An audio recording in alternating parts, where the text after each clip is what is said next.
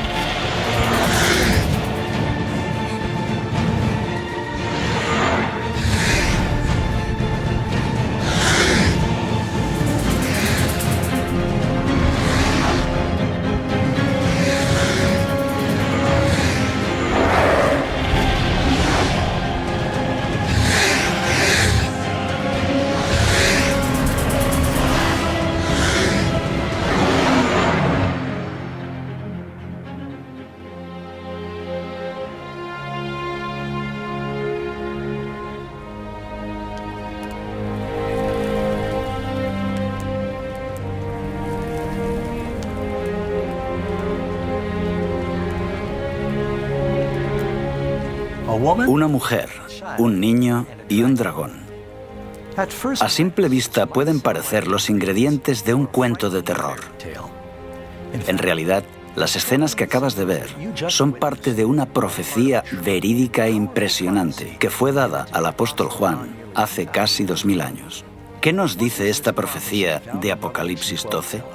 ¿Señala algo que sucedió hace miles de años? ¿O describe eventos de un futuro cercano?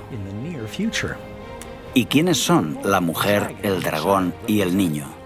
Acompáñanos al adentrarnos en un mundo que pocos conocen, pero del que todos formamos parte. Apocalipsis, la novia, la bestia y Babilonia.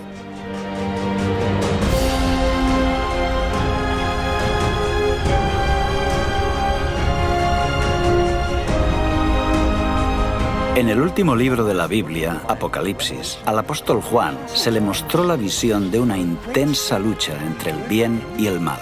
La profecía de una batalla que se ha ido intensificando en las sombras desde el comienzo del mundo. Los secretos detrás de esta profecía han estado envueltos en misterio durante siglos, comenzando con los reinos y gobernantes durante la historia del mundo, hasta los hombres y mujeres que se levantaron para luchar por aquello en lo que creían. Esta es la historia del cristianismo, la búsqueda de la verdad y el pilar que sustenta la fe de millones de personas.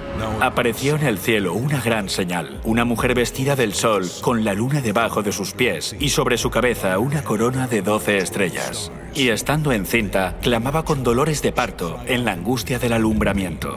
Y el dragón se paró frente a la mujer que estaba por dar a luz, a fin de devorar a su hijo tan pronto como naciese.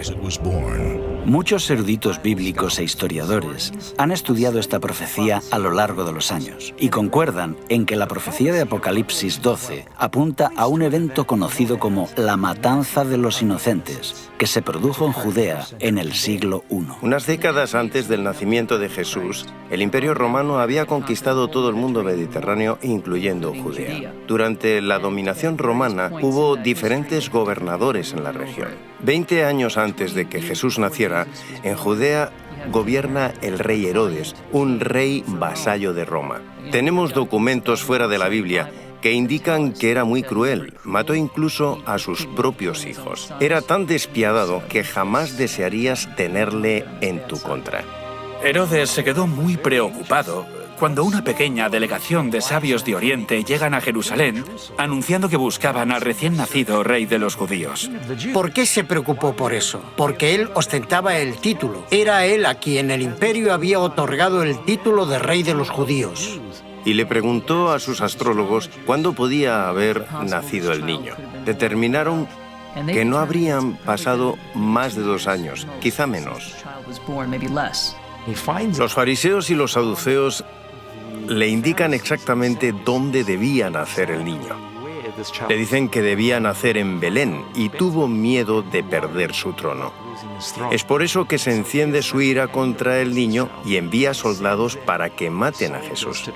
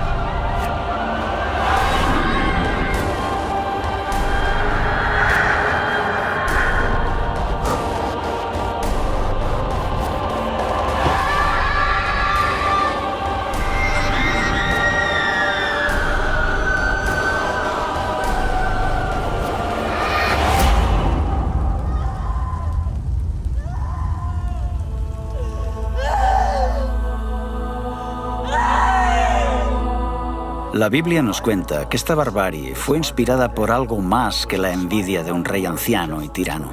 Muchos eruditos bíblicos creen que es parte de una lucha más grande, que comenzó en el principio de los tiempos y continúa hasta el día de hoy. Para poder desvelar los secretos de esta profecía, necesitamos primero identificar a los protagonistas, la mujer, el niño y el dragón. El texto dice, apareció en el cielo una gran señal, una mujer vestida del sol, con la luna bajo sus pies y sobre su cabeza una corona de 12 estrellas. Miremos de cerca a la mujer. Sabemos que es el símbolo de alguien o algo. ¿Nos dice la Biblia lo que esta mujer representa? Maridos, amad a vuestras mujeres, así como Cristo amó a la Iglesia y se entregó a sí mismo por ella, Con este texto concluimos que la Iglesia es la novia de Cristo, pero no es solo la novia de Cristo, sino que en cierto sentido, puesto que un hombre no odia a su propia carne, la Iglesia es el cuerpo de Jesús. En la Escritura, la Iglesia está representada claramente por una mujer. La mujer representa el pueblo de Dios. Esto lo vemos en el Antiguo Testamento y en el Nuevo. Jesús es del pueblo de Israel y después la Iglesia crece como algo que Jesús establece. Lo más importante es que esta mujer está a punto de dar a luz a un varón muy especial. ¿Quién es este niño? Tenemos algunas pistas. La primera es que gobierna con vara de hierro sobre las naciones. Esta es una referencia al Antiguo Testamento, donde se describe a Dios como el que gobierna sobre las naciones con vara de hierro. Después dice que es llevado al cielo. ¿Y quién es llevado al cielo? Él es el Rey de Reyes y Señor de Señores. Estas dos características señalan, sin lugar a dudas, que se trata de Jesús. Ahora vamos a ver quién es el enemigo en esta profecía. El dragón. También apareció otra señal en el cielo. He aquí un gran dragón escarlata. No necesitamos elucubrar acerca de quién es el dragón. La Biblia nos lo dice. El dragón es el diablo. Tanto en el Antiguo Testamento como en el Nuevo, ¿quién es el que trata de destruir? Es Satanás, el diablo. Es por eso que ataca en cuanto Cristo llega a la tierra. Y fue lanzado fuera el gran dragón, la serpiente antigua, que se llama Diablo y Satanás, el cual engaña al mundo entero. Fue arrojado a la tierra, y sus ángeles fueron arrojados con él. Lo que vemos aquí, en la primera parte de Apocalipsis 12, es una representación simbólica del conflicto a través de los siglos entre Cristo y Satanás. Vemos que este conflicto se remonta al jardín del Edén, donde había una serpiente con alas. ¿Y qué es una serpiente con alas? Tiene forma de dragón. Esta serpiente, este dragón, aparece desde el principio y por toda la Biblia. A través de la vida y el ministerio de Cristo, Satanás trató de arruinar los planes de Jesús, de salvar a la humanidad. Mas él, herido fue por nuestras rebeliones, molido por nuestros pecados. El castigo de nuestra paz fue sobre él, y por su llaga fuimos nosotros curados. En varias ocasiones le golpearon en las sinagogas, intentaron tirarle por un acantilado. Trataron de silenciarlo, le torturaron públicamente hasta matarlo. La estrategia de arruinar el plan de salvación se vino abajo cuando Jesús se levantó de entre los muertos. Y su Hijo fue arrebatado para Dios y para su trono. Con el Hijo de Dios fuera de su alcance, el diablo dirigió toda su furia a los seguidores de Jesús, los nuevos cristianos. Primero, lo hizo utilizando el poder cruel del Imperio Romano. Y cuando vio el dragón que había sido arrojado a la tierra, persiguió a la mujer que había dado a luz al hijo varón. Los cristianos eran una minoría perseguida y no eran reconocidos por el Imperio Romano. Hubo una serie de persecuciones, algunas de ellas muy fuertes. Una de las funciones de la religión en el Imperio Romano era la de asegurar el bienestar del Estado. Creían que si se adoraba correctamente a los dioses, ellos favorecían al imperio, pero la ira divina se cernía sobre el imperio si no se les adoraba de la forma apropiada. No quieren hacer sacrificios a los dioses. En ese momento el propio emperador era también un dios. Se convirtieron en el chivo expiatorio. Si algo va mal, posiblemente es porque los cristianos rehúsan venerar a los dioses como se requiere. Por supuesto tienen que castigarlos, y con frecuencia esto significa la muerte. La gente creía que los cristianos practicaban la inmoralidad cuando se reunían. Había rumores de que practicaban incesto. Los cristianos solían llamarse entre ellos hermanos o hermanas y comían la carne de Cristo. Corrían rumores de que los cristianos comían niños. Así que cuando los paganos escuchaban esto, pensaban en lo peor. Progresivamente los cristianos fueron despojados de sus cargos civiles y militares. Los libros eran confiscados y sus iglesias destruidas. Se les prohíbe reunirse, Todo esto es porque se cree que están afectando negativamente al imperio. Mientras la Iglesia primitiva sufría bajo esta persecución devastadora de Roma, las vidas de los cristianos se convirtieron en un poderoso testimonio de la verdad. Mientras los paganos vivían bajo el constante temor de la superstición, los cristianos se enfrentaban a la tortura y la muerte con una paz sobrenatural. Nerón los puso como comida para los leones. También se les ataba a unos pilares y se les ponía resina. Les prendían fuego como si fueran antorchas humanas y así podían proseguir las festividades durante la noche. Los desmembraban, los partían en dos, eran asesinados por los gladiadores. Inventaron todo tipo de torturas para librarse de los cristianos. Al enfrentarse de forma dolorosa a la muerte, a menudo cantaban y estaban alegres. Mientras miles de cristianos pagaban la pena máxima por su fe, sus oraciones y su sangre eran como semillas para que otros se convirtieran. Las personas estaban tan impresionadas con sus muertes que la reacción inmediata fue: yo también. Así que los cristianos se propagaban como la pólvora. Cuantos más morían, mayor número defendía la fe. Quiero enfatizar que la Iglesia primitiva se propaga a pesar de los continuos intentos de represión de los extremadamente autoritarios y poderosos emperadores, quienes se pusieron firmemente en contra de los cristianos. Aún así, la Iglesia sobrevive. Tertuliano dice que siempre que surge un problema, una hambruna, una enfermedad o una peste, todos dicen: los cristianos a los leones.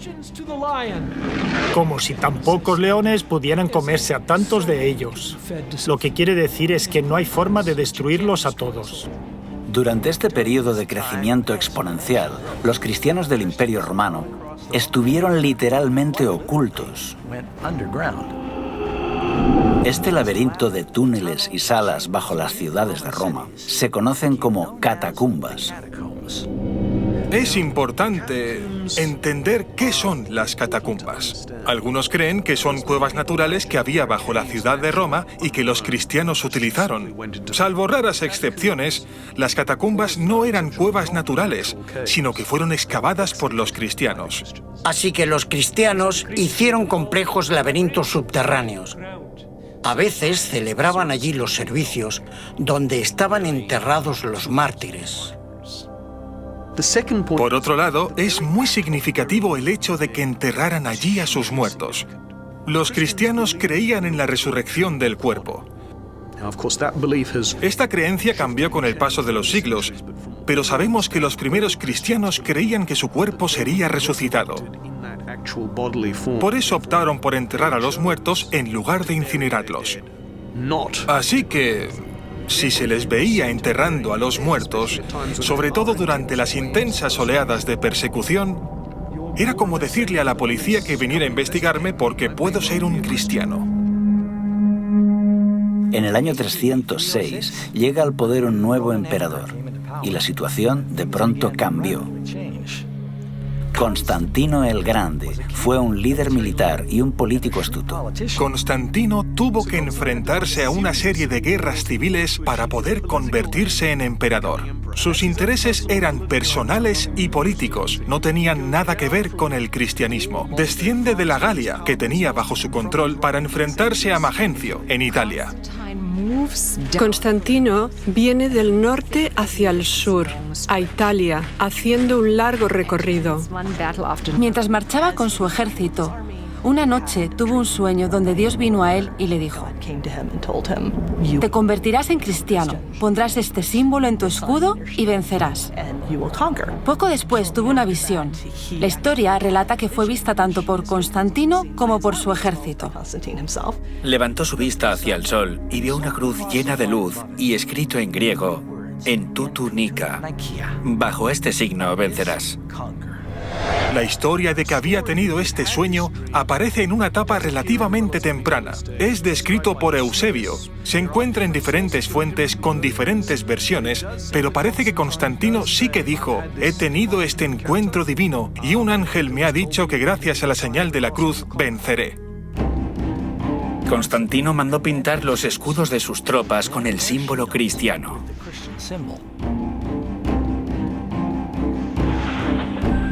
Entonces, su oponente sale de Milán y va hacia el sur para enfrentarse a él. Las tropas de Constantino estaban mejor entrenadas porque ya habían ganado varias victorias en su marcha. Su oponente cruza el río en el puente de Milvio.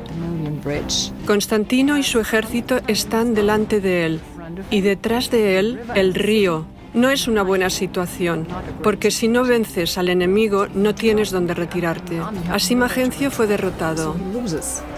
Constantino aún no era cristiano, pero cree que el Dios cristiano le ha dado la victoria. El Dios cristiano es más poderoso que ningún otro Dios. Constantino hizo que el símbolo del cristianismo se integrara en el imperio. Luchó bajo ese símbolo y ganó. Como buen emperador romano pensaría, tengo el símbolo, estoy en el camino correcto. Si tú eras un pagano o estabas confuso en cuanto a la religión, tienes un conflicto de deidades. ¿Cuál quedará por encima de las otras? El Dios cristiano. Puedes sacar tus propias conclusiones. Gradualmente cambió el sentido nacional contra el cristianismo. Durante el reinado de Constantino, los cristianos pasaron de ser una secta perseguida a detentar abiertamente posiciones de influencia en los tribunales y en los palacios de reyes y gobernadores. Ahora, una gran parte de las élites y de la clase dirigente se convierten automáticamente en los obispos locales. Se convirtieron al cristianismo. No fue tan difícil, porque la mayoría ya creía en una divinidad suprema. Ahora es más fácil hacer una carrera militar o en la administración pública imperial si eres cristiano. Porque todos los que ostentan el poder son cristianos. Si querías escalar en la jerarquía, ya sea en el ejército, el gobierno civil o en los tribunales, te hacías cristiano. El edicto de tolerancia de Constantino lo hace muy atractivo. Constantino puede proclamar su título de El Grande, ya que cambió la historia del mundo e hizo que el cristianismo, que hasta entonces había sufrido sangrientas persecuciones, se convirtiera en la religión del Estado. Y como todos en el Imperio Romano entraban a formar parte de la Iglesia cristiana, traían con ellos muchas de sus antiguas creencias y prácticas paganas. Ahora que el cristianismo había alcanzado la legalidad, un amplio número de miembros de las élites lo ven muy atractivo en las siguientes generaciones. La población cristiana aumenta un 10%, luego un 15%, un 25%, pero sobre todo aumenta en las élites. Este es el verdadero cambio. Es ahí cuando el cristianismo se convierte en lo que es hoy. Porque ahora la clase dirigente es cristiana. Con el tiempo, los líderes de la Iglesia comenzaron a vestir sotanas majestuosas y a realizar ceremonias extravagantes que habían formado parte de las religiones paganas. En lugar de los sencillos mandatos de Dios, comenzaron a enseñar supersticiones y tradiciones humanas. Ahora, en lugar de que la Iglesia cristiana convirtiera al mundo pagano, los paganos estaban convirtiendo a la Iglesia. Imaginemos la Iglesia del siglo I como un tren en marcha. El Nuevo Testamento nos describe cómo era la Iglesia. Esa Iglesia entró en un túnel largo y oscuro en los siglos II al IV. Cuando este tren de la Iglesia salió de este largo y oscuro túnel, era tan diferente del tren que entró que uno se pregunta, ¿qué le ha pasado? En el año 391, por orden del emperador Teodosio I, el cristianismo se convirtió en la religión oficial de Roma. La adoración en los templos paganos fue declarada ilegal y todas las prácticas paganas cesaron. Se está intentando cristianizar el imperio. Se quiere cristianizar la cultura pagana existente. Las antiguas basílicas eran en realidad templos paganos. Simplemente ponían una cruz encima y pintaban escenas de santos, héroes y mártires bíblicos. Los cristianos estaban determinados a apoderarse de los templos paganos. Un líder notable de la Iglesia escribe sobre esto en un tratado que ha llegado a nosotros. Refuta los ataques de los paganos en contra del cristianismo.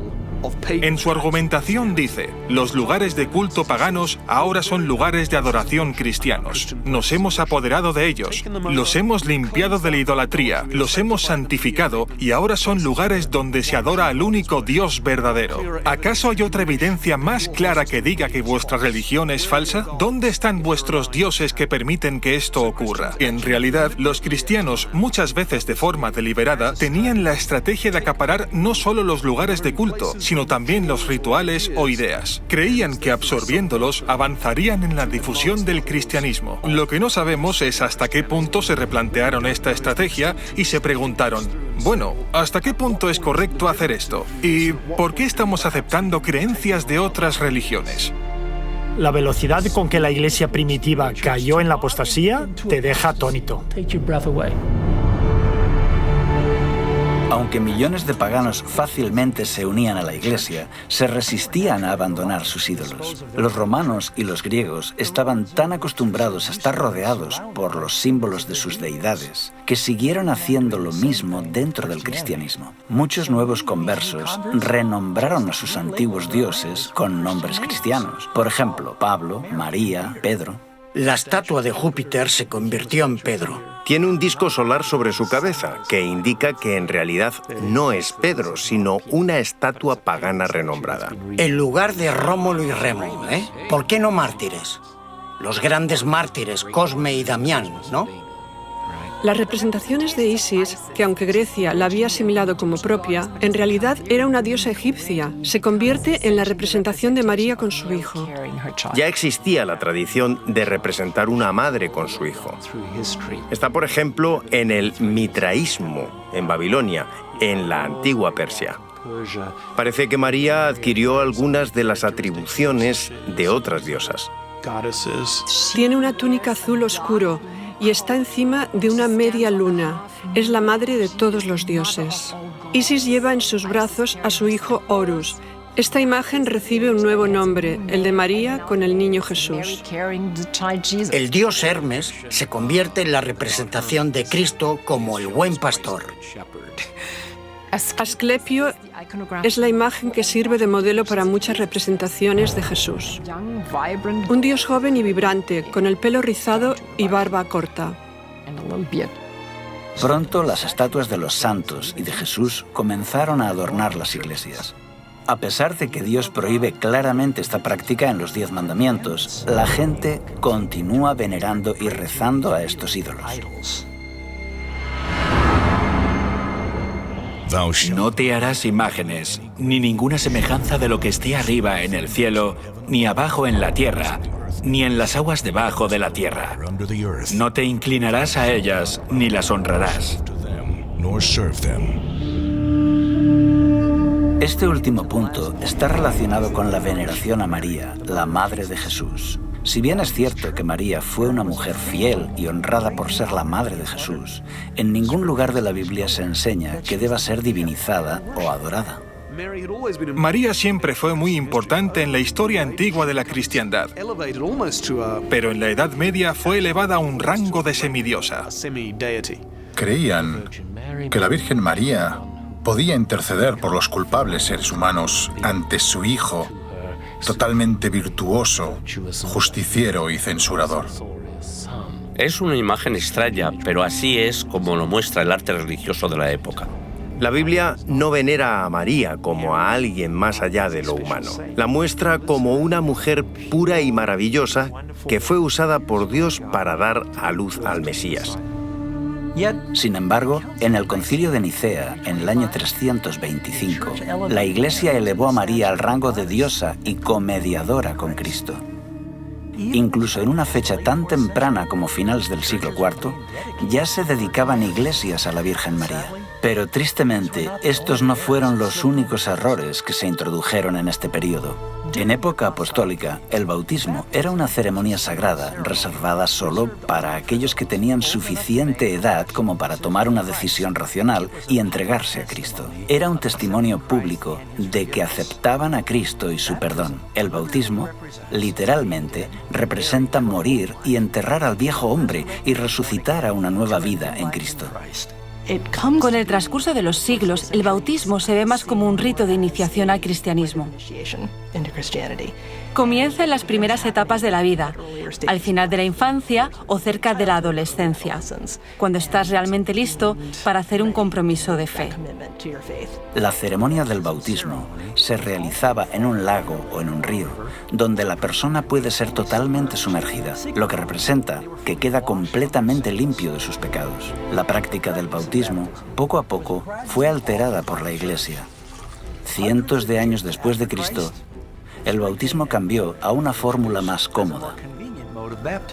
Esto en realidad arruinó el poderoso simbolismo de este rito y contradice el ejemplo de Jesús, que fue bautizado por inmersión. Esta cuestión continuó siendo debatida hasta aproximadamente el siglo XII, porque los teólogos estaban reexaminando la doctrina cristiana y dictaminan que existe el pecado original, el pecado que tiene toda la humanidad como resultado de la caída en el jardín del Edén y que está en el alma desde el momento del nacimiento. Tenían el concepto, que no es bíblico, de que un niño podía pecar en el momento de nacer. Si había pecado, estaba en peligro de ir al infierno y arder por la eternidad. La única forma de prevenir esto era bautizándolo en la iglesia. Ser miembro de la iglesia era tener un pasaporte al cielo. Decían, tenemos que empezar a bautizar a los bebés inmediatamente, lo antes posible, y si mueren, en este periodo la mortalidad infantil era muy alta y muchos bebés morían, entrarían en el cielo. Otra verdad cristiana que fue alterada por la influencia pagana fue la Cena del Señor. Jesús instituyó el servicio de comunión, algunos lo llaman Eucaristía, para ser una ceremonia hermosa pero sencilla, donde sus seguidores bebían vino sin fermentar y pan sin levadura.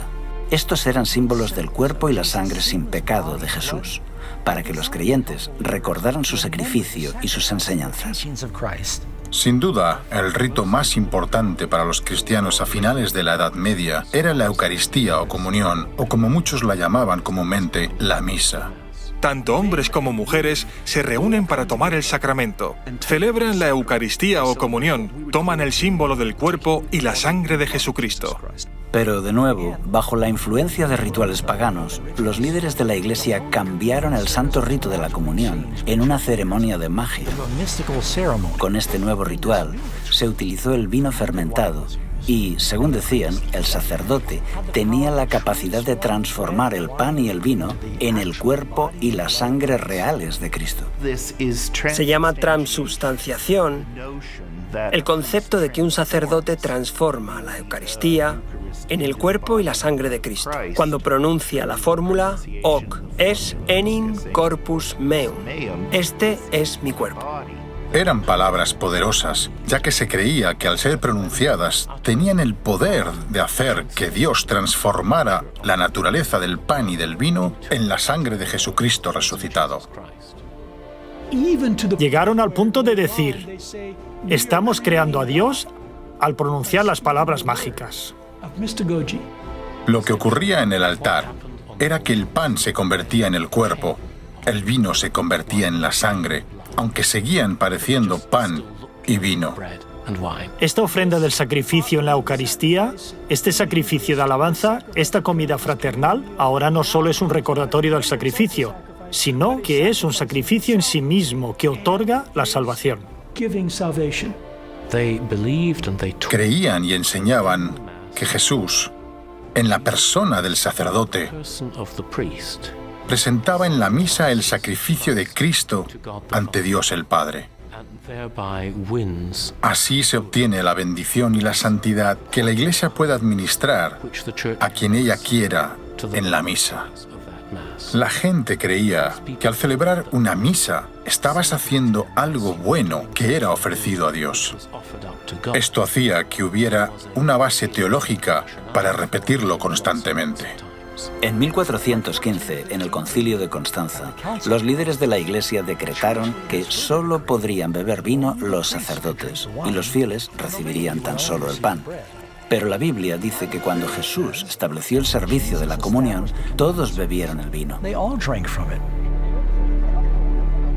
Unos 300 años después de Cristo, la Iglesia comenzó a desviarse de otro de los 10 mandamientos, el cuarto, que requiere que los creyentes recuerden el séptimo día como día de reposo. Acuérdate del sábado para santificarlo. 6 días trabajarás y harás toda tu obra, mas el séptimo día es reposo para Jehová tu Dios. En el Imperio Romano, el judaísmo era una antigua religión y como tal era respetada. Pero los judíos hicieron guerra contra Roma. Aunque al principio su cercanía al judaísmo había protegido a los cristianos, ahora les convertía en el blanco. Los judíos marginaban y perseguían a los cristianos, así que los cristianos trataron de distanciarse.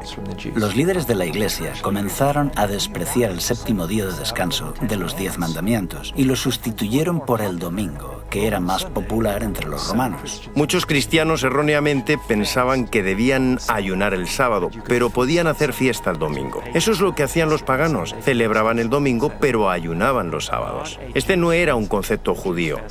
Los judíos ayunaban el viernes y celebraban el sábado, pero algunos cristianos creían lo contrario. Si ayunas un día pero haces fiesta el siguiente, es fácil imaginar cuál de los dos se convierte en el más popular.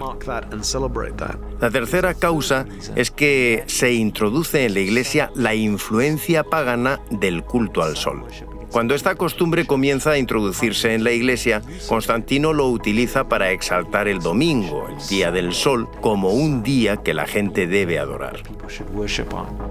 Esta separación de la ley de Dios fue gradual a lo largo de los siglos. Fue aceptada tan ampliamente que la mayoría de los cristianos se sorprenden al descubrir que no tiene respaldo en la Biblia. En el año 313, Constantino publicó el Edicto de Milán, donde establecía el domingo como día de descanso.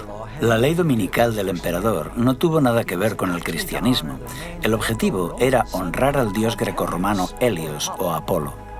El emperador Constantino se convirtió al cristianismo, pero al permanecer fiel al dios Sol, el emperador Constantino trasladó el día de adoración del sábado, como lo había conservado el judaísmo, al domingo, el día del dios Sol.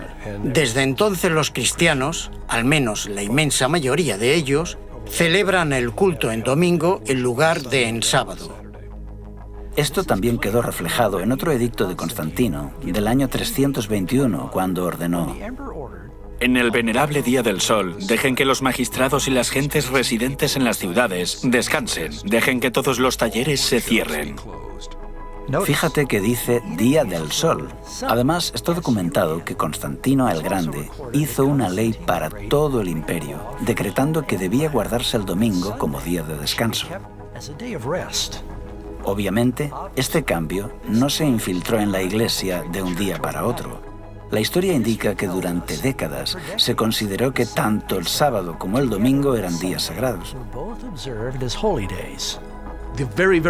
En los primeros años de la Iglesia, claramente se adora el sábado judío. Pero a partir de mediados del siglo III se fue abandonando por la mayoría o estaba en proceso de abandonarse. A comienzos del siglo IV, en muchas partes del Imperio Romano, los cristianos están adorando el domingo. Durante este periodo de tiempo, muchos cristianos seguían observando el sábado y el domingo tenían un servicio recordando la resurrección. Después, cada uno se iba a su trabajo habitual. Con Constantino se habla por primera vez de transferir la solemnidad del sábado al domingo. Siglos antes, el profeta Daniel había predicho que se levantaría un poder religioso que cambiaría los tiempos y la ley. En los 10 mandamientos, solo hay una ley relacionada con el tiempo, el sábado. La doctrina del fuego del infierno también fue distorsionada por la mitología pagana. En el libro de Apocalipsis, la Biblia enseña que después del día del gran juicio, los perdidos serán echados en el lago de fuego. Es entonces que cada persona recibe el castigo de acuerdo a lo que merece, para luego ser consumidos y morir para siempre. Y no temáis a los que matan el cuerpo, Mas el alma no pueden matar. Temed más bien a aquel que puede destruir el alma y el cuerpo en el infierno. Porque los que viven saben que han de morir, pero los muertos nada saben. Los sacerdotes comenzaron a enseñar que el infierno era un lugar de eterno tormento, gobernado por el diablo, y que comenzaba en el momento de la muerte. La Iglesia apóstata utilizó este concepto aterrador de eterna tortura para aterrorizar y manipular tanto al rey como al plebeyo. Y lo peor de todo es que presenta a Jesús como a un malvado sádico. Esta doctrina ha hecho que ateos y agnósticos cuestionen la idea cristiana de un Dios de amor, porque hace algo mucho peor incluso que lo que hizo Hitler. No importa lo que una persona haya hecho, miles de millones de años para pagar por sus faltas. Así que muchas personas han odiado a Dios y han aprendido a odiarlo por culpa de esta doctrina. Otro concepto pagano que se infiltró en el pensamiento cristiano fue en relación con la vida después de la muerte. La doctrina del purgatorio enseña que al morir, algunas personas entrarán en un fuego infernal temporal, donde son purificadas para poder ir al cielo. Es un centro de rehabilitación, a medio camino entre el cielo y el infierno. La cuestión es que puedes escapar del purgatorio. La misa dice consignados a las llamas de la aflicción. Está llena de bichos y de olores sulfúricos. Es un poco mejor que el infierno, pero no es un día de picnic. La Iglesia desarrolla este concepto gradualmente. Poco a poco, se forma la idea de que cuando alguien muere sin completar sus obras de penitencia, tendrá que pagarlas en algún lugar de sufrimiento post-mortem y así limpiarse de sus pecados que haya cometido en vida. En el medievo, se creía que casi todos serían salvos y redimidos, siempre que estuvieran bautizados. Pero prácticamente todos tendrían que hacer penitencia en el purgatorio por los pecados que habían cometido y que no habían confesado. Así que el objetivo era reducir el tiempo de estancia en el purgatorio. Muchas personas confunden el purgatorio con el infierno. Algunos creen que se puede salir del infierno. No puedes. Si vas al infierno, no puedes salir de él. Si eres muy malvado, estás perdido. La maldad está dentro de la mayoría de nosotros, así que ¿cómo podemos ser aptos para el cielo? Necesitamos hacer una purga de todo lo malo. Es de ahí de donde viene la palabra purgatorio. La mayor parte de los cristianos creían que sus familiares estaban sufriendo en el purgatorio. Y el purgatorio no es un lugar agradable. Estás allí durante miles de años. La idea de un purgatorio existe desde hace siglos, antes del tiempo de Jesús. Escritos de Platón, a comienzos del siglo IV a.C., han ayudado a esclarecer de dónde vino este concepto de purificación mediante castigo. Pero en realidad no se consideraba que el purgatorio fuera un lugar real hasta siglos después. Los teólogos elaboraron la doctrina del purgatorio entre los años 1160 y 1180 y se aceptó formalmente en el Segundo Concilio de León en el año 1274. La Iglesia entonces ofrece su apoyo a los muertos que estaban en el purgatorio por medio de oraciones y sacramentos, especialmente la Eucaristía. Esto es perfectamente legítimo. La Iglesia cree que está haciendo lo correcto y los fieles parecían estar dispuestos a dar grandes cantidades de dinero para este fin.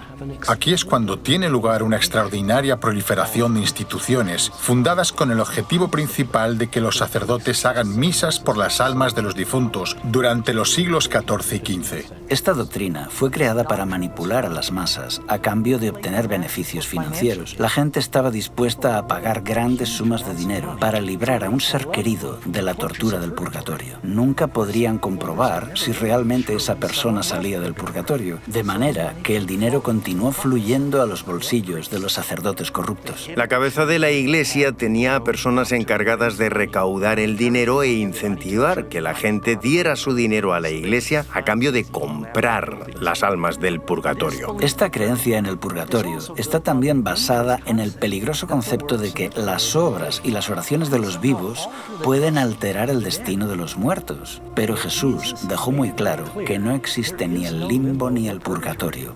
Tras la muerte, el siguiente pensamiento consciente de una persona es en la resurrección y en su eterna recompensa. No os maravilléis de esto, porque vendrá la hora cuando todos los que están en los sepulcros oirán su voz. Y los que hicieron lo bueno saldrán a resurrección de vida, mas los que hicieron lo malo a resurrección de condenación. El centro del mensaje del Evangelio es el cómo obtenemos el perdón. Esta fue la gran verdad bíblica que fue adulterada. Se enseñó que si una persona deseaba ser perdonado, primero debía confesar sus pecados a un sacerdote. A esto se le llama el sacramento de la penitencia, más conocido como confesión. Así que para compensar nuestra falta de bondad y nuestras acciones equivocadas, tanto el pueblo como el clero, todos debemos confesar nuestros pecados a un sacerdote. Se debe hacer al menos una vez al año, aunque preferiblemente con mayor frecuencia. Esta práctica tiene varios puntos conflictivos. En primer lugar, esto no se enseña en ninguna parte de la Biblia. Por otra parte, un mortal toma el lugar de Cristo. Y por último, se impide que Dios pueda comunicarse con las personas directamente. Además, coloca al sacerdote en un compromiso, ya que se entera de las malas acciones de sus feligreses. Cuando en la Edad Media una persona iba a un sacerdote a confesar un pecado, había 3 fases. En primer lugar, la persona se confiesa. Luego el sacerdote asegura que la persona está absuelta. El pecado se ha ido. Por último, como ha violado las leyes de la Iglesia y las enseñanzas de Cristo, tiene que hacer una obra de penitencia en compensación al pecado cometido. La Biblia enseña que la humanidad no puede hacer nada para salvarse. Es por esto que Jesús vino. Las Escrituras enseñan que la salvación depende enteramente de nuestra confianza en la gracia y en la misericordia de Dios, que no merecemos. Es un gran regalo que no puede ser obtenido por nuestros esfuerzos ni buenas obras. Incluso nuestra obediencia es el resultado del don de la gracia. La doctrina del Nuevo Testamento de la salvación por la fe es hoy ampliamente comprendida y aceptada. Pero en la época oscura de la Edad Media era fácil convencer a las masas analfabetas de que tenían que realizar obras para ganar el favor de Dios. Les decían que para que un pecador tuviera la esperanza de apaciguar a Dios, debía pagar grandes sumas de dinero, realizar dolorosas obras de penitencia y una agotadora peregrinación. Esto también incluye la necesidad de recitar oraciones repetitivas como un requisito para obtener el perdón. 40 Ave Marías, 10 Padre Nuestros, poner una moneda en la colecta. En las religiones paganas del mundo, la idea de oraciones o cantos repetitivos no es nueva. Se creía que se podía apaciguar a los dioses con el constante eco de las oraciones o usando palabras mágicas especiales. Jesús claramente nos previno en contra de esa forma de oración. Y orando, no uséis vanas repeticiones como los gentiles, que piensan que por su palabrería serán oídos. Los líderes corruptos de la Iglesia sabían que para mantener su poder sobre el pueblo, necesitaban separarlos de la Biblia, que era lo único que pondría en evidencia sus engaños. Al principio la Biblia no fue apartada de la gente, era accesible. Pero con el tiempo, las personas comenzaron a darse cuenta de las contradicciones y desafiaron al clero. Por eso les convenía que la Biblia no fuera accesible al pueblo llano. Solo los sacerdotes podían interpretar las Escrituras porque mezclaban la Biblia con la tradición. Así que la tradición era la norma para interpretar la Biblia y los únicos que entendían esta larga tradición eran los sacerdotes. Ellos podían leer las Escrituras, pero la mayor parte de la gente común no. Así se aseguraban que la Biblia se interpretara de forma que armonizara con la tradición. Desde el siglo V al siglo XV, durante 1000 años de historia, se enseñó, y así fue aceptado, que solo los líderes religiosos estaban suficientemente cualificados para explicar los textos sagrados. Al hombre común se le dijo que nunca podría comprender las Escrituras sin ayuda de un sacerdote. Con este gran engaño, los miembros de la Iglesia quedaron sumergidos en la oscuridad. Mientras tanto, la Iglesia, que antes era un baluarte de la verdad bíblica, ahora era una organización política corrupta, adornada con ceremonias espiritistas. No es de extrañar que este periodo estuviera marcado por el deterioro cultural, económico y espiritual. Es conocido como el oscurantismo. Es trágico ver cómo en tan solo unos siglos la maravillosa luz que había estado brillando por la resplandeciente Iglesia de Cristo se había disipado por tradiciones paganas. Ahora surge una mujer muy diferente para ocupar su lugar.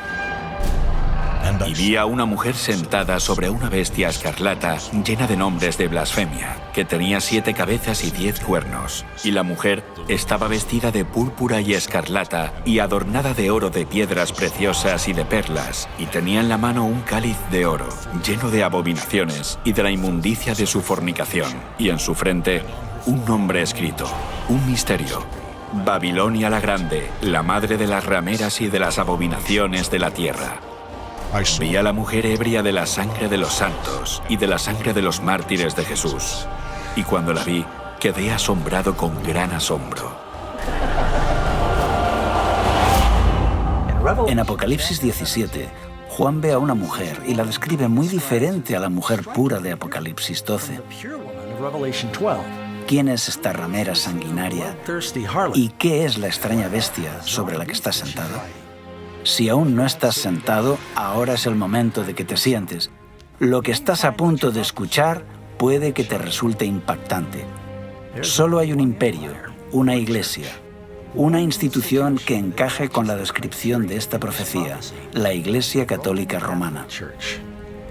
Esto no significa que todas las personas que profesan esta fe sean malas, o que estén perdidos, o que no sean sinceras. Los creyentes católicos son de los más nobles y han hecho muchas cosas buenas a lo largo de la historia. Aquí se trata de una lucha a otros niveles, entre poderes espirituales e instituciones, que combaten contra la verdad de la Biblia. Pero ahora debemos descorrer el velo y ver las evidencias de forma objetiva. En Apocalipsis 17:1 observamos que esta mujer ramera se sienta sobre muchas aguas. Por suerte para nosotros, el ángel nos explica el significado de este símbolo en el versículo 15. También me dijo: las aguas que has visto donde la ramera se sienta son pueblos, muchedumbres, naciones y lenguas. Así que la mujer reina sobre una civilización densamente poblada. Posiblemente has escuchado en alguna ocasión la frase «todos los caminos llevan a Roma». Durante el apogeo de su imperio, los romanos habían construido una red de carreteras de casi 100.000 kilómetros a lo largo y ancho de sus dominios. Mientras el imperio romano se desmoronaba, la Iglesia de Roma ganaba fuerza. La Iglesia Católica se da prisa por llenar el vacío de poder que quedó tras la caída del Imperio Romano. Cuando a mediados del siglo V, Atila, el rey de los hunos, avanza hacia la ciudad de Roma con su ejército, es el Papa, el obispo de Roma, y no el emperador, quien sale a detenerlo. El papado está buscando tener la preeminencia, tanto en el terreno político como religioso. La profecía también indica que la mujer está sobre una bestia con 7 cabezas y 10 cuernos. Estos son símbolos. Esta criatura representa claramente al monstruo con 7 cabezas y 10 cuernos que acabamos de ver atacando a la novia de Cristo en el capítulo 12. Y es la misma bestia que todo el mundo está obligado a adorar en el capítulo 13. Entonces, ¿qué representan estas 7 cabezas y 10 cuernos? Las 7 cabezas son 7 montes sobre los cuales se sienta la mujer. Y los 10 cuernos que has visto son 10 reyes. Solo hay una ciudad en el mundo que se asienta sobre 7 colinas, una ciudad grande, y esa ciudad es Roma. Así que no hay lugar a duda de que cuando Juan habla de esta mujer, está hablando de Roma. Aquí se puede ver la relación. 7 cabezas son 7 montes. En Apocalipsis 12, 7 cabezas. En Apocalipsis 13, 7 cabezas de nuevo. Aquí se puede ver la relación. Es dentro de la ciudad de Roma llamada la ciudad de las 7 colinas, donde se ubica hoy el Estado Vaticano. Solo hay una iglesia que también es un país independiente y tiene poder político mundial, el Vaticano. Este país, con la población más pequeña del mundo, se estableció como un estado independiente con 44 hectáreas dentro de la ciudad de Roma. Tras los muros de la ciudad del Vaticano, viven menos de 1000 personas. Viven en este pequeño país gobernado por el Papa, quien tiene poder absoluto, ya que él reúne el poder ejecutivo, legislativo y judicial. Embajadores de todo el mundo se reúnen con el Papa y sus representantes buscando la influencia y la orientación de este poder religioso internacional. Incluso las Naciones Unidas se reunieron para escuchar al Papa. Cuando cayó el Imperio Romano de Occidente, el territorio se dividió en 10 regiones principales. Los 10 cuernos representan a los 10 reyes o reinos en los que se dividió la Roma imperial. Los 10 cuernos describen a Roma, que se divide en 10 reinos más pequeños. El catolicismo, a lo largo de la historia, ha dominado muchos reinos. Vemos que la Iglesia dominó el poder político. La mujer está sobre la bestia. Esto indica que durante muchos siglos ella dominaba. Aquí se ve la unión de la Iglesia y el Estado. Los nombres de blasfemia son otro elemento clave de esta profecía, que apunta directamente a la Iglesia Católica Romana. Nosotros ocupamos en la tierra el lugar del Dios Altísimo. Esto pone a un hombre mortal en la posición de Dios. Esta es definitivamente la definición exacta de blasfemia. No pretendo con esto cuestionar la sinceridad de ningún papa en específico, pero la profecía está señalando a su posición, a la institución que representa. La mujer está vestida de colores singulares. Se dice que la mujer tiene colores muy concretos. Ya no viste de blanco. En cambio ahora lleva colores que representan realeza y prostitución. Estos colores en concreto vemos que aparecen en la historia de la Iglesia cristiana más adelante. Son los colores de los sacerdotes. No eran tan solo los colores de los césares romanos, sino que, según la Enciclopedia Católica, el púrpura es el color oficial de los obispos y el escarlata el de los cardenales. Además de los colores púrpura y escarlata, vemos que esta ramera o iglesia corrupta tiene muchas joyas. Cuando uno considera los innumerables tesoros artísticos de oro, plata, perlas, la Iglesia Católica Romana es con diferencia la institución religiosa más rica de la tierra. Todos los años vienen turistas de todo el mundo para ver la deslumbrante opulencia de la Iglesia romana. Otra señal preocupante de esta mujer se encuentra en el versículo 6. Vi a la mujer ebria de la sangre de los santos y de la sangre de los mártires de Jesús. La historia revela que la Iglesia de Roma fue la mayor opresora de los cristianos y judíos a lo largo de los siglos. De hecho, los historiadores señalan que más de 50 millones de mártires fueron víctimas de la terrible Inquisición y persecuciones de la Iglesia de Roma. Lo que tenemos aquí es una profecía que dice que la Iglesia entablaría una terrible persecución. Eso es exactamente lo que sucedió. La Iglesia construyó una gran estructura legal, conocida como la Inquisición, para interrogar y torturar a los disidentes, forzando al mayor número posible a retractarse de sus ideas y ejecutando a los líderes del movimiento para evitar que divulgaran sus ideas. El mayor número de muertes que se haya registrado en la época ocurre cuando la Iglesia romana persiguió a los que no estaban de acuerdo con ella. Este grado de represión continúa durante toda la Edad Media. Así que esta mujer o iglesia es un poder opresor que persigue a los verdaderos seguidores de Cristo. Veremos a varios valientes que arriesgaron sus vidas por exponer las influencias paganas corrosivas y por compartir la palabra de Dios en este tiempo de oscuridad espiritual. El pueblo que andaba en tinieblas vio gran luz. Los que moraban en tierra de sombra de muerte, luz resplandeció sobre ellos. Había un joven que vivía en Lyon, Francia, que cambiaría el curso de la historia cristiana. Pedro Baldo, también conocido como Valdés. Era un joven comerciante, rico y educado. Tuvo una experiencia que le cambió la vida. Un amigo de Baldo murió de forma repentina. Al darse cuenta de la brevedad de la vida y de la vanidad de los tesoros mundanos, Baldo tomó la firme decisión de dejar todo por Cristo. Dio sus riquezas a los pobres y se convirtió en un predicador itinerante. Baldo enseñaba que la Biblia debía entenderse de forma literal y predicaba a la gente en su propio idioma. Alentó a los creyentes a vivir vidas sencillas y de pobreza.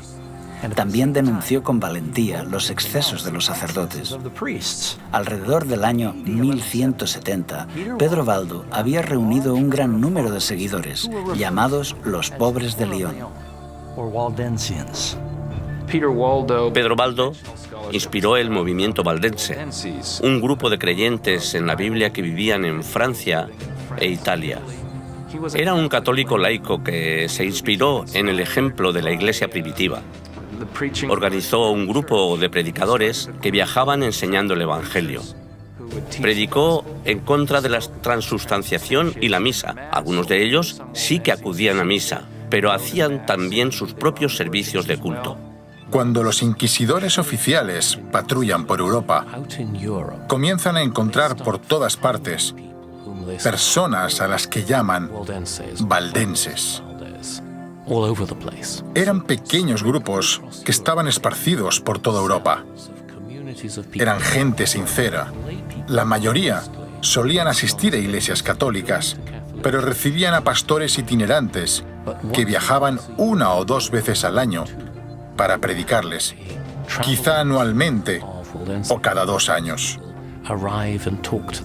Allí donde Pedro Baldo iba, vio que las personas estaban deseosas de conocer la verdad. Él creía que había hambre de la palabra de Dios.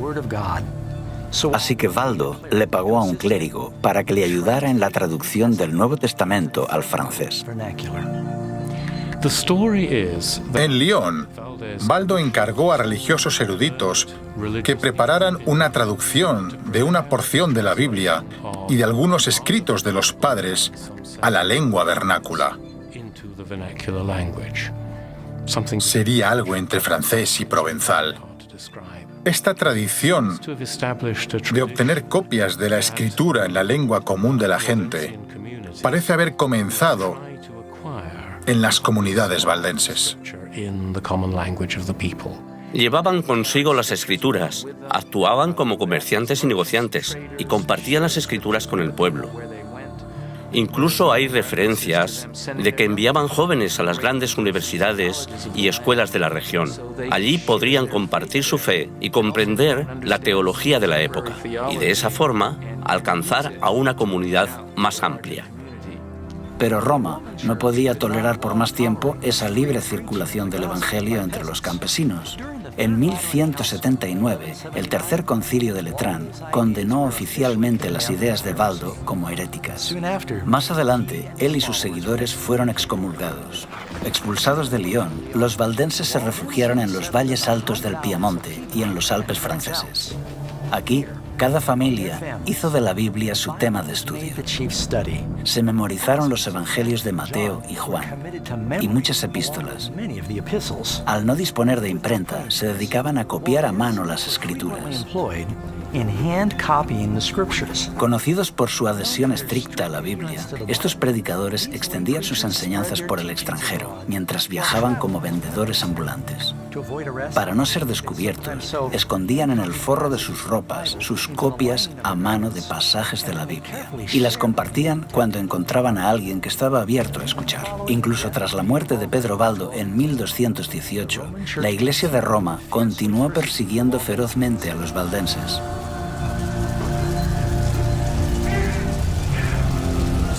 Durante siglos fueron perseguidos y condenados a muerte en diferentes países europeos.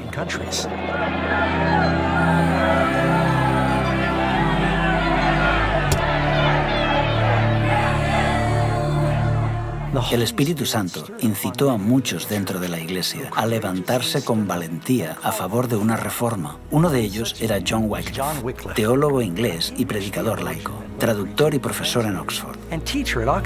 Cuando comenzó a señalar los errores dañinos que se enseñaban a los creyentes, su educación le dio una gran ventaja. Wycliffe nunca quiso ponerse en contra de los líderes de la Iglesia, pero al ver las evidentes contradicciones entre lo que decía la Biblia y lo que hacía la Iglesia, no pudo guardar silencio. Es extraño que alguien como Wycliffe se convirtiera en hereje porque era catedrático de Oxford. Fue educado en la estructura de la Iglesia, pero estaba afligido por lo que veía a su alrededor. Cuando vio que Roma sustituía las Sagradas Escrituras por la tradición, acusó a los sacerdotes de privar a la gente del pan de vida. Creía que la Biblia era una autoridad suprema y organizó la traducción de la Biblia. Tenía seguidores llamados lollardos, quienes iban por todas partes distribuyendo la Biblia y predicando. Creían en la importancia de leer la Biblia. Leían la traducción de Wycliffe y creían en una religión más sencilla, que ya los valdenses y otros habían promovido en el siglo XII. Este era el mayor regalo que podía dar a la gente común. Ningún otro documento ha alterado tanto el curso de la historia como la traducción de la Biblia al inglés. Él presentó algunas de las verdades que después desarrollaría el protestantismo. Sus enseñanzas prepararon el camino para que, siglos más tarde, muchos en Inglaterra aceptaran la Reforma. Wycliffe tuvo la valentía de declarar que la autoridad universal del Papa no era bíblica. Por eso, el 22 de mayo de 1377, el Papa Gregorio condenó los escritos de John Wycliffe, indicando que sus enseñanzas eran peligrosas para la Iglesia y el Estado. Pero Wycliffe continuó enseñando que la salvación era únicamente mediante Cristo y que eran las Escrituras las que eran infalibles y no la Iglesia de Roma. Con el tiempo, sus escritos y su trabajo de reforma se extendió como una ola, influyendo a millones de creyentes. Se podía leer en cualquier lugar donde hubiera gente instruida y teólogos escolásticos. Viajan por Europa, a Bohemia, e inspiran también a Juan Hus. Hus comparte con Wycliffe su desacuerdo sobre la transubstanciación, el poder del clero y la riqueza de la Iglesia. Hus era muy joven cuando Wycliffe falleció, pero sus escritos tuvieron una poderosa influencia en su vida y su misión. Fue un predicador de Bohemia, profesor en la universidad y por un tiempo fue capellán del rey. Se le confió la tarea de predicar en una pequeña capilla que acababa de ser inaugurada, la capilla de Belén. Igual que Wycliffe, Juan Hus predicó las Escrituras en el idioma del pueblo, una práctica que ahora la Iglesia había prohibido, pues toda la misa se hacía en latín. Predicó en la lengua vernácula, Los bohemios tenían las escrituras en su propio idioma, a pesar de los concilios de la Iglesia. Es por esto que entra en contacto con las enseñanzas de Wycliffe. Especialmente ataca la transustanciación y la riqueza y el poder de la Iglesia. Caminando un día por la ciudad, Hus vio dos pinturas que dos hombres mostraban a modo de protesta silenciosa. Cada uno de los lienzos reflejaba una escena diferente. En uno de ellos estaba la imagen humilde de Jesús entrando en Jerusalén con sus discípulos. En el otro lienzo estaba la imagen del Papa vestido con ropas ricas y lujosas, transportándose en una litera y seguido por una majestuosa procesión.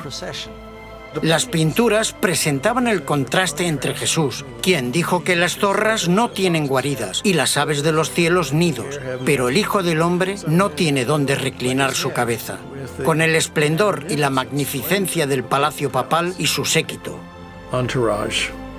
Movido por estas imágenes, comenzó a denunciar públicamente el orgullo, la ambición y la corrupción del clero. Sin miedo, hizo un llamado de reforma a la Iglesia. Si había que interpretar las Escrituras según lo que la Iglesia creía, ¿cómo se podían corregir sus errores? No hay nadie que revise los errores. No se puede corregir a la Iglesia. Creo que este es el problema de base, el problema que hizo que la Iglesia comenzara a equivocarse y siguiera equivocándose. Juan Hus fue invitado a Constanza, Alemania, a defender sus críticas a la Iglesia de Roma. Segismundo, rey de Hungría y más tarde del Sacro Imperio Romano, le garantizó un salvoconducto, pero nada más llegar Hus a la ciudad, fue arrestado y puesto en el calabozo en el castillo de Gottlieben. El rey Segismundo estaba muy enfadado porque habían encarcelado a Hus y amenazó al concilio de la Iglesia, pero el concilio convenció a Segismundo de que las promesas hechas a un hereje no eran vinculantes. El 6 de julio de 1415, el concilio se reunió en la catedral después de la misa. Es entonces cuando Juan Hus es llevado a juicio. Se le pidió que defendiera su posición.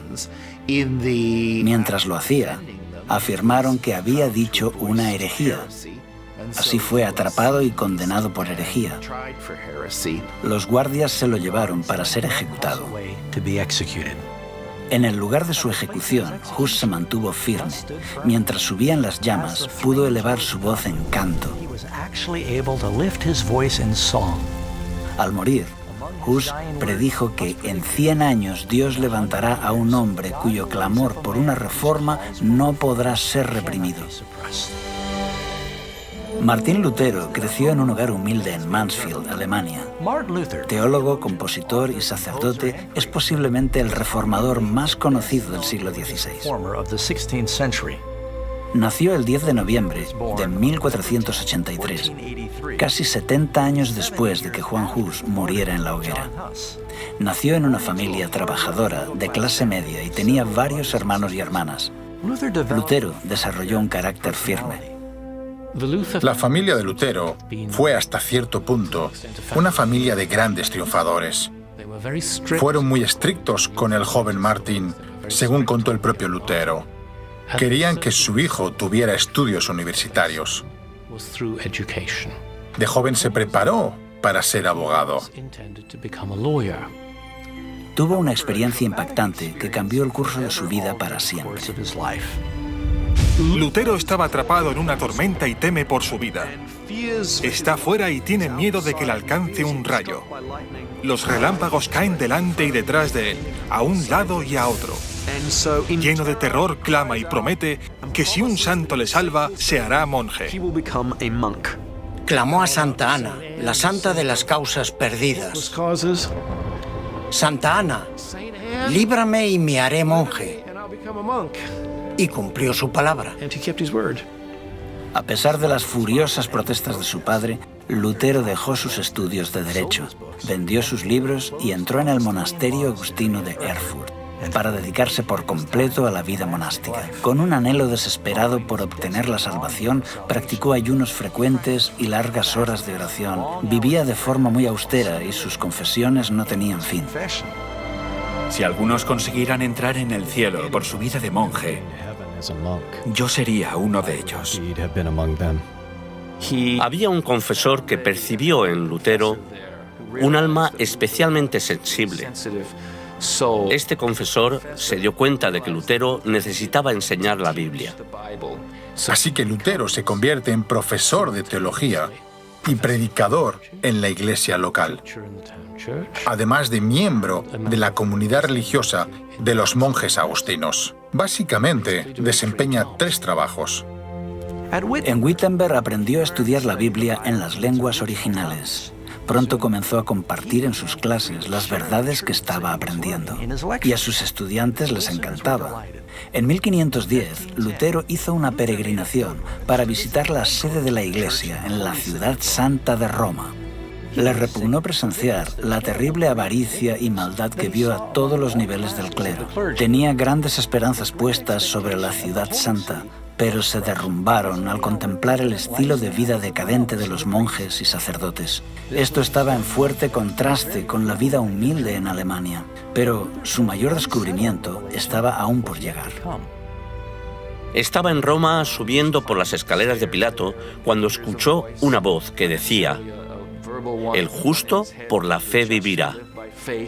Así que subía por la escalera de Pilato de rodillas, porque afirmaban que esto hacía que te quemaras menos tiempo en el purgatorio. Mientras miraba a su alrededor, de pronto pensó: ¿qué estamos haciendo? La Biblia dice que uno se salva por la fe, así que se levantó y se fue. Esto marcó un antes y un después.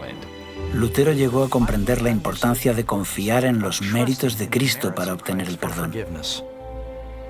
Tras regresar de Roma en 1512, Lutero fue galardonado con un doctorado en divinidades por la Universidad de Wittenberg.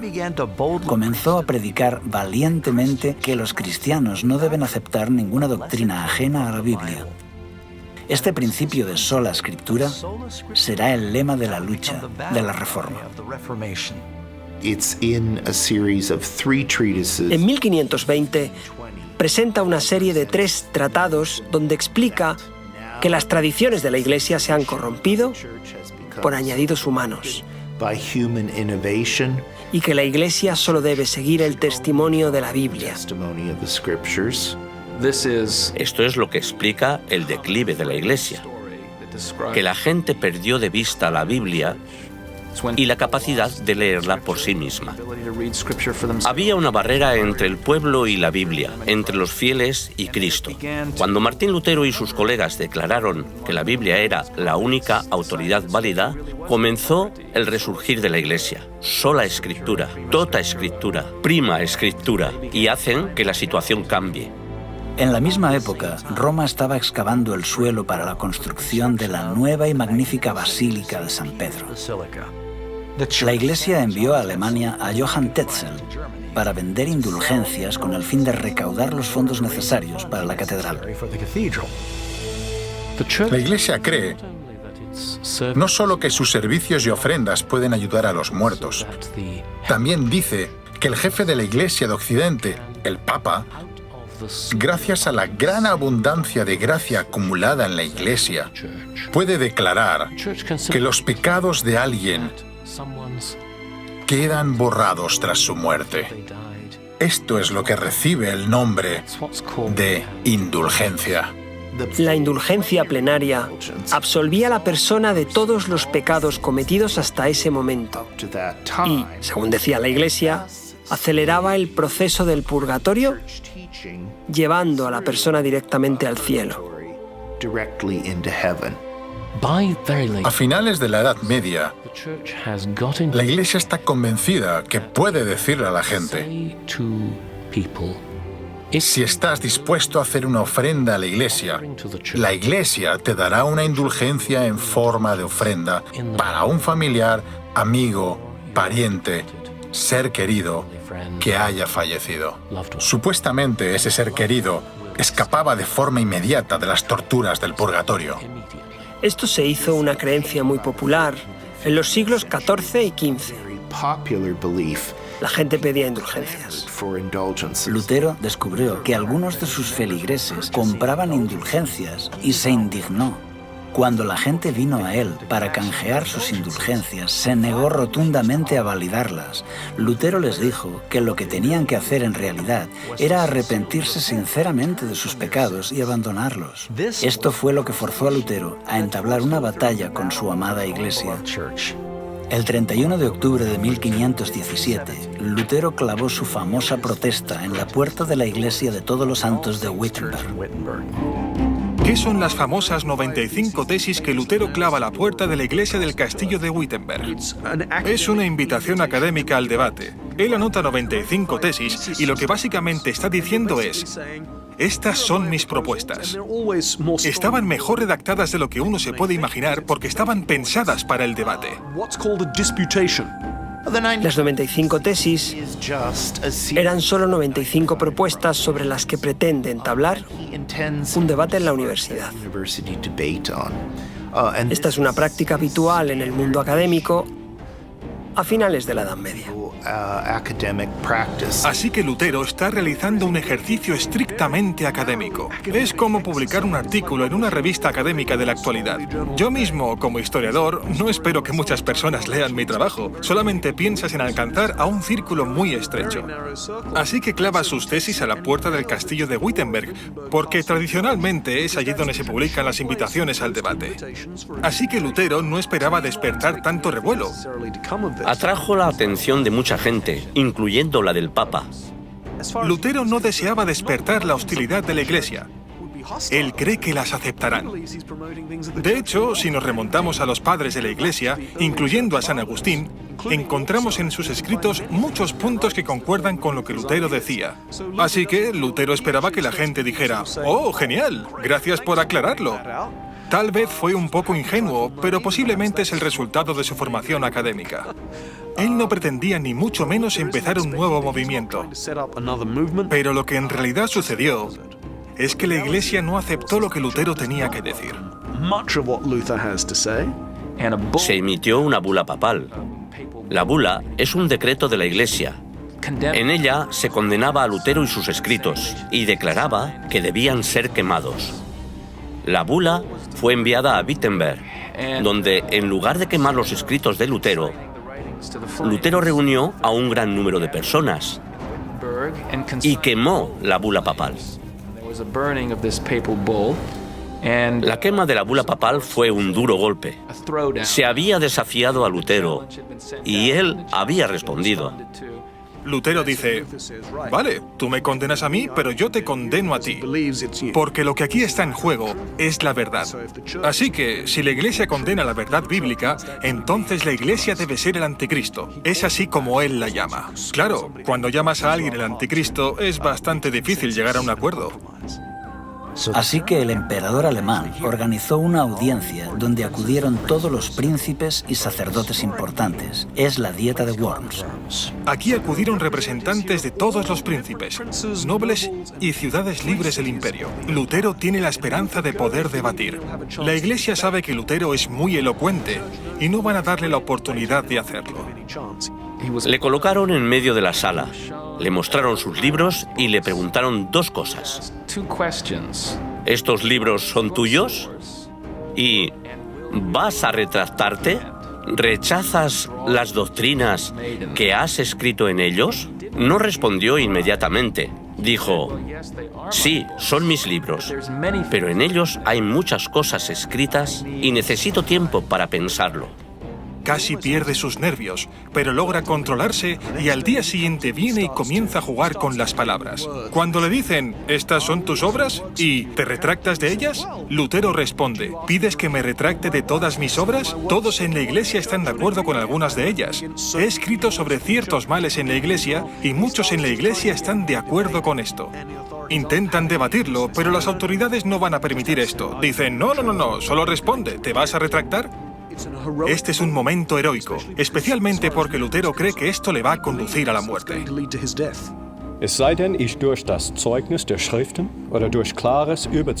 A menos que se me convenza mediante el testimonio de la Biblia o claros argumentos de la razón, pues no creo ni a papas ni concilios. He sabido que muy a menudo han errado y se han contradicho entre sí.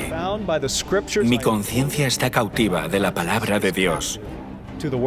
No puedo retractarme y no me retractaré de nada. Pues ir contra la conciencia no es seguro ni correcto. Esta es mi posición. No puedo obrar de otro modo. Que Dios me ampare. Amén. El concilio no pudo decir mucho en respuesta a esto, pero Lutero fue declarado un criminal. Sus escritos fueron prohibidos y ordenaron su detención. El documento decía: queremos que sea arrestado y castigado como un hereje notorio. A Lutero se le había dado un salvoconducto para ir a la dieta de Worms, tal y como se le había dado a Huss para acudir al concilio de Constanza unos 100 años antes. Algunas autoridades instaron al emperador Carlos V a ignorar el salvoconducto, así como Segismundo lo había hecho con el salvoconducto de Huss. Pero Carlos V no quería ser conocido como el segundo emperador que había incumplido un salvoconducto. Cualesquiera que fueran los motivos, Lutero pudo salir de la ciudad y emprendió el camino a casa. Creía que posiblemente alguien lo mataría en el camino, porque había una recompensa por su cabeza. En lugar de eso, Lutero fue secuestrado por agentes de Federico el Sabio, quien había decidido esconder a Lutero por un tiempo. Lo escondió en el castillo de Warburg. Nadie sabía lo que le había ocurrido a Lutero. Muchos creyeron que estaba muerto.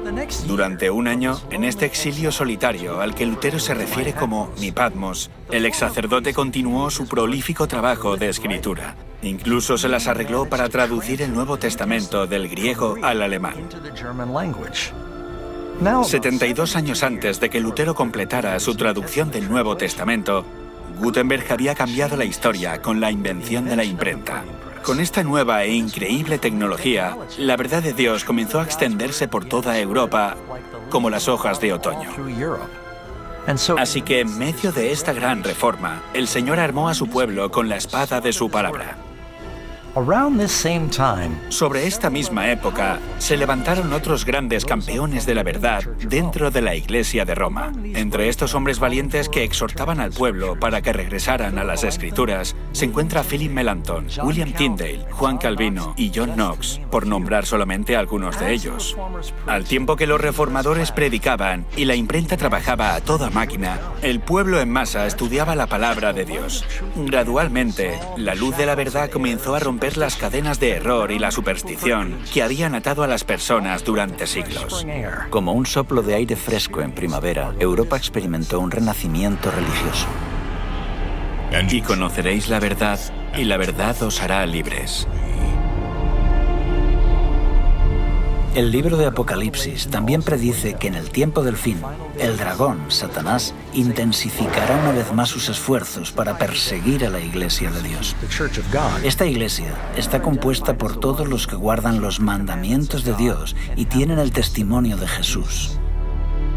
Apocalipsis nos advierte que en los últimos días se creará una falsificación de la Iglesia muy convincente que adulterará la verdad de las Escrituras. Jesús advierte que el dragón engañará al mundo entero. Porque se levantarán falsos cristos y falsos profetas, y harán señales y prodigios para engañar, si fuese posible, aún a los escogidos. Poco tiempo después de este engaño final, Cristo volverá. Vendrá por una iglesia que ha sido purificada de falsas tradiciones y paganismo. Será una iglesia que exige un "así dice Jehová" para cada doctrina que sostiene. Jesús también dijo que cuando Él regrese, el mundo estará imbuido en el egoísmo, la violencia y la maldad. Y oiréis de guerras y rumores de guerras, porque se levantará nación contra nación, y habrá pestes, y hambres, y terremotos. El amor de muchos se enfriará, y entonces vendrá el fin. Esta guerra espiritual se ha ido intensificando con el paso de los siglos. Es evidente que esta profecía se está cumpliendo rápidamente. conforme la batalla arrecia, todos nos enfrentamos a una elección. Escogeos hoy a quién sirváis. Amigos, hemos visto cómo la gloriosa luz de la Iglesia de Dios fue ensombrecida y distorsionada por la mitología. Hemos visto también cómo los primeros cristianos fueron seducidos gradualmente para adoptar rituales paganos y tradiciones en lugar de la verdad bíblica. Pero entonces Dios levantó a hombres y mujeres fieles para resistir a los errores de todo un imperio. Ahora la historia se repite. Pronto todos se unirán a la Iglesia de Cristo o a la bestia de Babilonia. ¿A cuál de los dos grupos quieres pertenecer? La Biblia es clara. La evidencia es irrefutable. La decisión es tuya.